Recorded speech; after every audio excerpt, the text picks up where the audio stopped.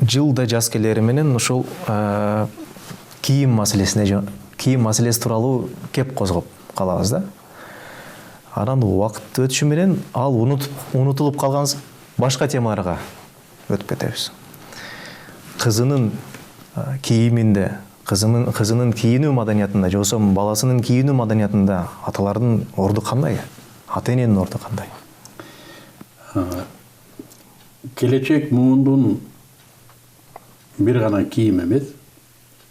Керек болсо уйкусунда канча жолу оодарылат, ошонун бардыгы жаз кышка карабай 365 күн атанын мойнунда.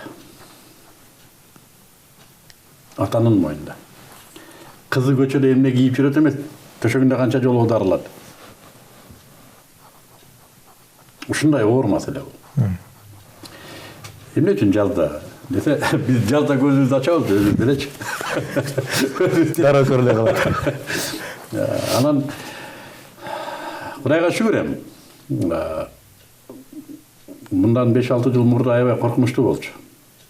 Кыздар киндигин ачып кийинип чыкты да. Эми мода деп койсо өлөт экенбиз. Тим эле жапыр кемпиринен бери киндигин ачып чыгып алды. Кемпир эммели ал. Но бирок ошондон бир муун төрөй албай калды. Чынын айтыш керек. Бир жылдын ичинде миңдеген кыздардын киндигине суу курган экен. Төрөй албай калды.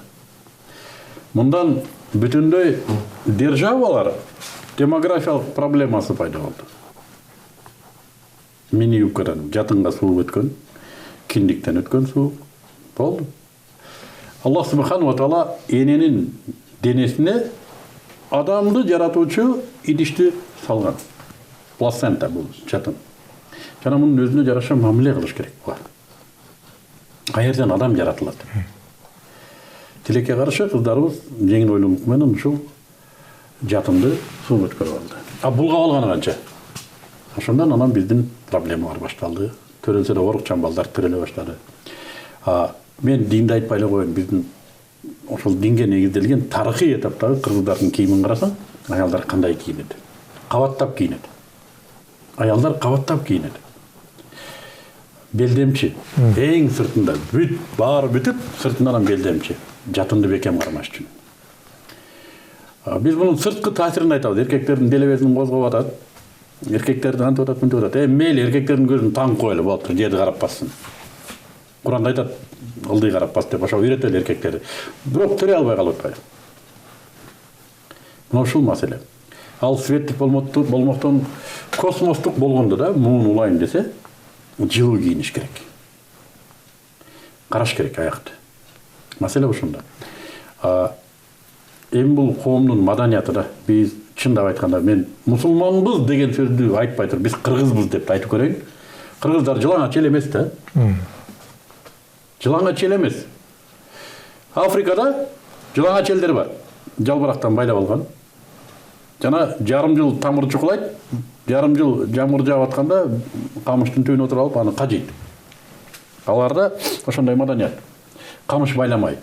Биздин кийингенибиз кээде андан айырмасы жок болуп калат да. Кара мен айтам, биз кыргызбызбы? Мен мусулманбыз деп айтпай эле коеюн, мейли. Кыргызсыңбы сен? Айланып кетейин. Манасты бетке кармайсың. Манастын шортчан жүргөнүн элестетесиңби? Каныкейдин мини юбкада жүргөнүн? Жооп жок. Андан ары кет, оттоп, бар белен оттойт. Биз мусулманбыз десек да, кыргызбыз десек да, заманбаппыз десек да, кийинишибиз керек. Заманбап деген бул жылаңач деген эмес. Бул жаңы маданият.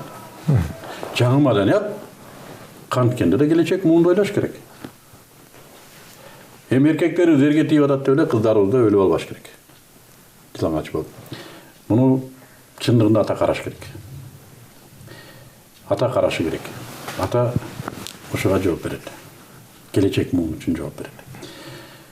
Кудайдын жазганы ушундай экен, жатын аялда экен. Эркек төрөй албайт экен. Демек аны бардыгыбыз карашыбыз керек.